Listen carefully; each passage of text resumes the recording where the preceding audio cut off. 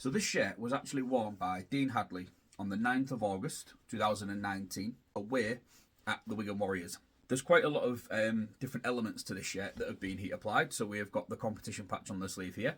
As I've mentioned in the past, you can actually see underneath here, if you look closely, where the actual competition patch has actually been dye sublimated in. But then what they've done is they've applied a heat one over the top.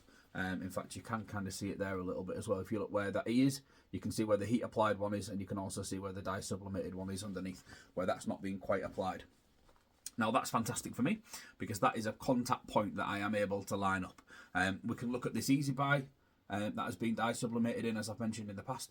So you can see where this placement is compared to that competition patch. The competition patch also is slightly wonky, it's not 100% straight, so that's another really, really good sort of point for me to be able to look at.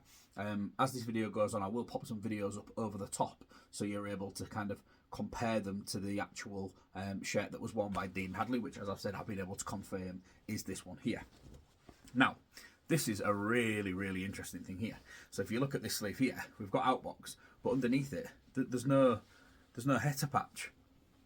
Now, normally, if you was to see a shirt like this, you would assume that it hadn't been worn or hadn't seen any match action, because this should have a header patch on here. As you can see, it doesn't. So when I first got it, I was like, oh, was it worn? Was it worn? But look what I found. Picture of Dean Hadley wearing this very shirt on the 9th of August against the Wigan Warriors without a header patch on. So as much as they'll have been very disappointed that they'll have paid all that money for their branding, the patch wasn't on Dean Hadley's shirt. For me, this is absolutely fantastic, because this is another representation of a Hull KR shirt, which is probably the only one.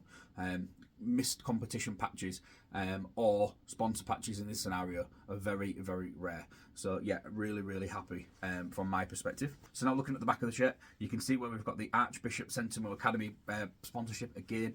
That has been dye sublimated in, but this Hadley and the number 40, this has been heat applied. So when you've got this wording underneath, which I can't read upside down, Rugby League Scholarship Programme.